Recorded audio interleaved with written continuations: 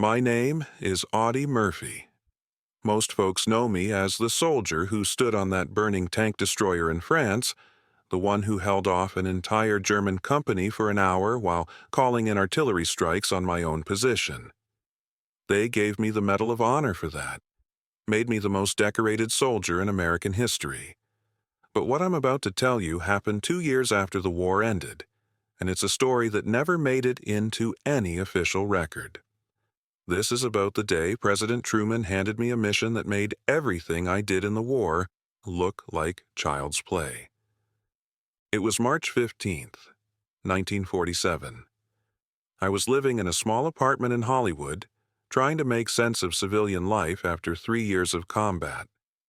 The nightmares were still coming every night, and I'd wake up in cold sweats, reaching for a rifle that wasn't there. The war was over, but it sure didn't feel that way inside my head. I was reading the morning paper when the telegram arrived. Western Union boy knocked on my door, handed me the yellow envelope, and disappeared before I could tip him. The message was short. Report to Union Station, Track 7, 1400 hours today. Wear dress uniform, presidential orders, HST. HST, Harry S. Truman. The President of the United States was summoning me, and I had about 6 hours to figure out why. The train ride to Washington was the longest 18 hours of my life.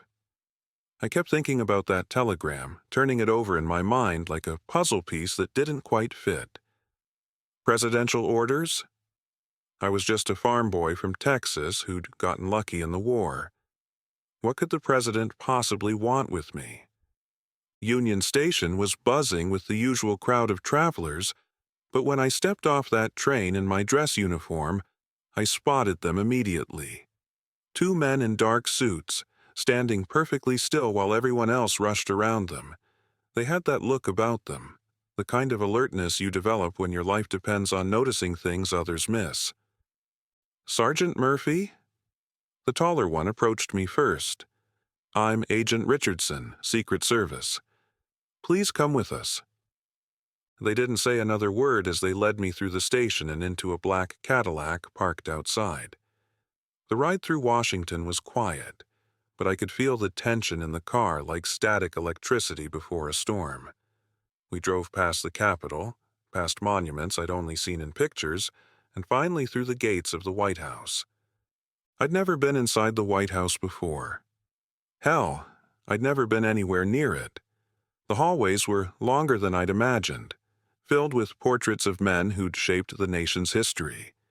And now, here I was, a 22-year-old kid from Hunt County walking those same halls. They led me to a door marked with a simple brass nameplate. President. Agent Richardson knocked twice, waited for the come in, and opened the door.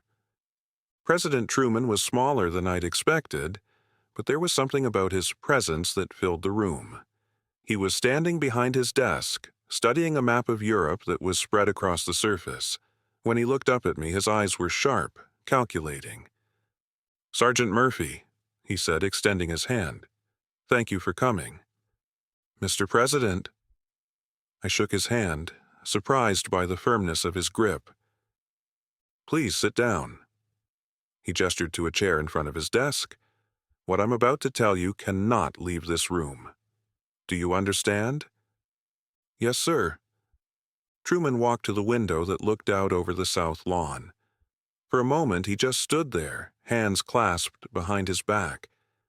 When he spoke, his voice was quiet, but carried the weight of the world. The war in Europe is over, Audie, but the real fight is just beginning. The Soviets aren't our allies anymore. They're our enemies, and they've got people working inside our government. He turned back to face me. 3 weeks ago, classified documents about our atomic program went missing from the War Department. Documents that could give Stalin everything he needs to build his own atomic bomb 10 years ahead of schedule. My blood went cold. I'd heard rumors about the atomic bomb, seen the pictures from Japan. The thought of Stalin having that kind of power. We've narrowed it down to 3 suspects, Truman continued. All of them work in sensitive positions.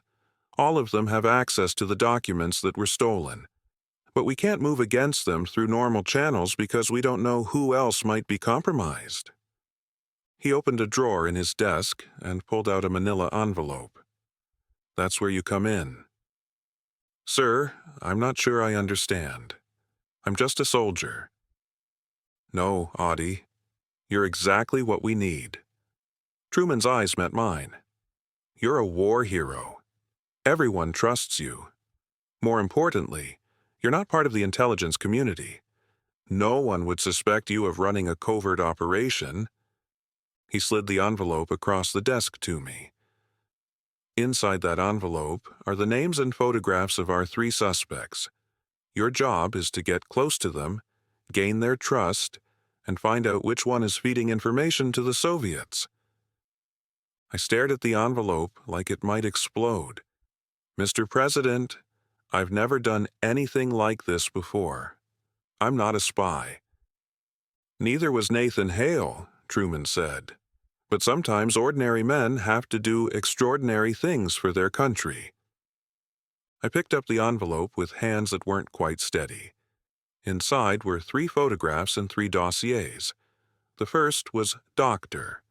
William Harrison, a physicist working on atomic research at Los Alamos.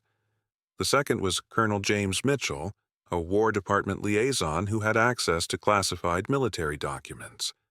The third was Margaret Sinclair, a secretary in the State Department who handled diplomatic communications.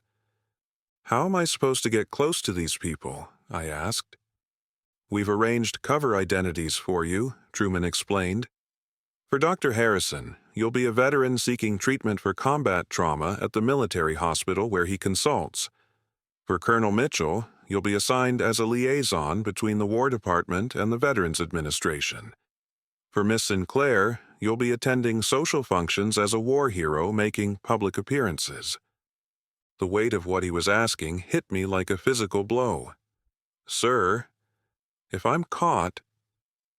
you're caught, the United States government will deny any knowledge of your activities, Truman said bluntly. You'll be on your own. I looked down at the photographs again. 3 Americans. One of them was a traitor selling out their own country. The thought made me sick. Why me, Mr. President? Really? Truman came around the desk and sat on the edge, looking down at me. Because you're the kind of man who stands on a burning tank when everyone else runs away. Because you're the kind of man who calls artillery fire on his own position to stop the enemy. Because when the chips are down, Audie Murphy doesn't quit. He stood up and walked back to the window. I need someone I can trust completely. Someone who loves this country enough to risk everything for it. That's you. I folded the photographs and put them back in the envelope. When do I start? Tomorrow. Agent Richardson will brief you on your first assignment. And Audie? Truman turned back to me. I know this isn't what you signed up for when you joined the Army, but your country needs you now more than ever. I stood up and saluted. I won't let you down, sir. I know you won't. The next 6 weeks were the strangest of my life. By day, I was playing 3 different roles, getting close to 3 different suspects. By night, I was reporting back to Agent Richardson, piecing together clues that might identify the traitor. Dr. Harrison was brilliant but bitter. He'd been passed over for promotion twice and made no secret of his resentment toward the government. During our therapy sessions, he would rant about how the military was wasting the potential of atomic energy, how politicians didn't understand science. But underneath the anger, I sensed genuine patriotism. He was frustrated with the system, but he wasn't a traitor. Colonel Mitchell was harder to read. He was career military, 3rd-generation Army, and seemed to live and breathe regulations. But there were inconsistencies in his story. He claimed to work late most nights, but the security logs showed him leaving the building early. He said he was single, but I'd seen him at dinner with the same woman 3 times. When I asked him about it, he got defensive, changed the subject. Margaret Sinclair was the biggest surprise. She was smart, sophisticated, and seemed to know everyone in Washington. At the social functions, she moved through the crowd like she owned the room, collecting information from conversations like a professional intelligence officer. But she was also charming, funny, and seemed genuinely interested in hearing about my war experiences. It was during the 4th week that I started noticing the pattern. Every time I had a conversation with Margaret about classified topics, always casual, always seeming accidental, I would see the same man at the next social function. Dark hair, medium build, expensive suit. He never approached me directly, but he was always watching, always listening. I started following him after the functions. He would leave early, always alone, and drive to different locations around the city. Dead drops, I realized. He was collecting intelligence and passing it along. But here's the thing that threw me. The man wasn't Russian. He was American. And according to the background check I convinced Agent Richardson to run, he worked for the Treasury Department. That's when the pieces started falling into place. This wasn't just about one person selling secrets to the Soviets. This was bigger. There was a network of Americans working together, feeding information to Moscow through a sophisticated system of dead drops and coded communications. Margaret wasn't just a suspect. She was running the whole operation. The realization hit me like a sniper's bullet. I'd been charmed by her, started to trust her, even began to think she might be innocent.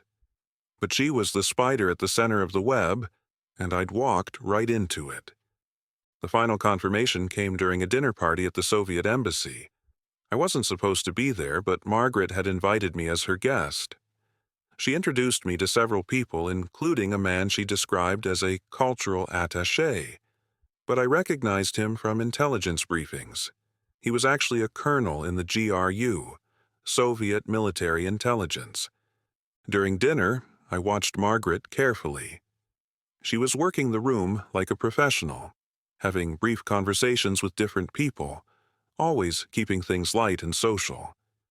But I noticed she was collecting something from each person she talked to. A business card here, a piece of paper there, always done so smoothly that no one else would notice. After dinner, she excused herself to the ladies' room. I followed at a distance and saw her slip into a small office down the hallway. Through the crack in the door, I watched her photographing documents with a small camera hidden in her purse. I had her. But now I faced the hardest decision of my life. I could report back to Agent Richardson and Margaret would be arrested within hours. The network would be rolled up, the intelligence leak would be stopped, and I could go back to my quiet life in Hollywood. Or I could take a bigger risk. I waited until she came out of the office, then intercepted her in the hallway. "Interesting reading?" I asked quietly. She froze. For just a split second, I saw panic in her eyes. Then the mask came back down, and she smiled. "I'm sorry. I don't understand." "The documents you just photographed, are they worth betraying your country for?" Margaret looked around quickly, making sure we were alone. When she spoke, her voice was different, colder, more calculating. "What do you want, Audie?" "I want to know why. You're American. You were born here, raised here. Why are you selling us out to the Soviets?" She laughed, but there was no humor in it. "You really don't understand, do you? This isn't about ideology. This is about survival." "What do you mean?" "The atomic bomb changed everything. America can't be allowed to have a monopoly on that kind of power. If we do, we'll use it. We'll become the kind of empire that destroys the world to save it. So you're giving the Soviets our secrets to level the playing field." "I'm preventing a nuclear holocaust," she said. "The only way to maintain peace is through balance." mutual, assured destruction. I stared at her, trying to understand how someone could rationalize treason as patriotism. You're wrong. Am I? What happens when America decides that communism is such a threat that we need to eliminate it completely? What happens when some general convinces the president that a preemptive nuclear strike is the only way to ensure American security? She stepped closer to me. At least with the Soviets having their own bombs, both sides will be too afraid to use them. That's not your decision to make, isn't it? Margaret's eyes hardened. I've seen the plans, Audie. I've read the documents. There are people in this government who want to use nuclear weapons again. The only thing stopping them is the fear that someone might hit back. I realized then that she actually believed what she was saying. In her mind, she wasn't a traitor. She was a patriot trying to save the world from American aggression. Come with me, she said suddenly. Join us. With your reputation, your credibility, you could help us prevent a nuclear war. By betraying my own country? By saving it from itself. I looked at her for a long moment, thinking about everything she'd said. Then I shook my head. I took an oath, Margaret, to defend the Constitution against all enemies, foreign and domestic. That includes you. She sighed, and for the first time she looked tired. I'm sorry you feel that way. Me too. What happened next was quick and quiet. Margaret tried to run, but I'd fought in too many battles to let emotion cloud my judgment. I caught her before she reached the main hallway, and we struggled briefly before I managed to subdue her without making enough noise to attract attention. Agent Richardson and his team were waiting outside the embassy. They'd been positioned there on my signal, ready to move in if things went wrong. They took Margaret into custody quietly, professionally, and by morning she was in a federal holding facility. The network was rolled up over the next 2 weeks, 17 people in total, all of them Americans, all of them convinced they were preventing nuclear war by giving atomic secrets to the Soviet Union. The Treasury Department official, 2 more State Department employees, a scientist from Los Alamos, and a dozen others. Dr. Harrison and Colonel Mitchell were cleared of all suspicion. Harrison never knew how close he'd come to being arrested for treason. Mitchell's inconsistencies turned out to be the result of an affair with a senator's wife. Embarrassing, but not treasonous. President Truman called me back to the Oval Office a month later. He thanked me personally and offered me a permanent position in what would eventually become the CIA. I turned him down. I'd had enough of secrets and shadows. I wanted to go back to Texas, maybe try my hand at acting like people kept suggesting. But before I left Washington, Truman gave me one final piece of information that has haunted me ever since. The documents Margaret was stealing, he said. They weren't actually classified. I stared at him. Sir? We suspected there was a leak, but we didn't know who. So we fed different false information to different suspects and waited to see which version showed up in Soviet intelligence reports. So Margaret was stealing fake documents? Every single page. The real atomic research is conducted at a completely different facility by people she never had access to. The implications hit me like a physical blow. She betrayed her country for nothing. She betrayed her country because she believed she was doing the right thing, Truman corrected. That's what makes her dangerous. True believers are always the most dangerous enemies because they can justify anything in service of their cause. I thought about that conversation for years afterward. Margaret Sinclair spent the rest of her life in federal prison, convinced she was a political prisoner rather than a traitor. The other members of her network were quietly prosecuted and sentenced. The whole operation was classified at such a high level that it never became public knowledge. And me? I went back to Hollywood, made some movies, tried to build a normal life, but I never forgot the lesson I learned in those 6 weeks.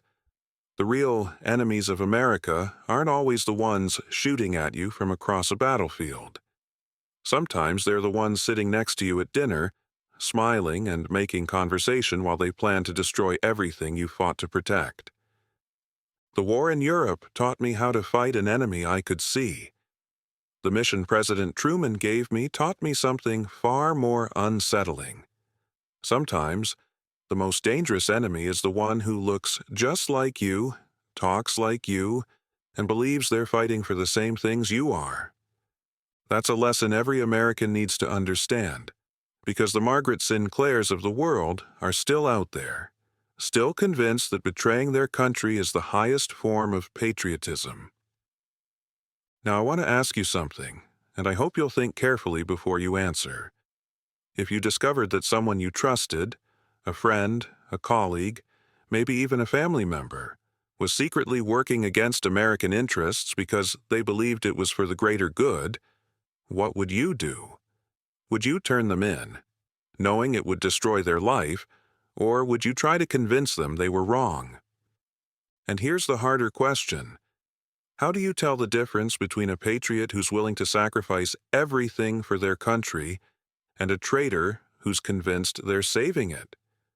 Because sometimes the line between those two things is thinner than you might think.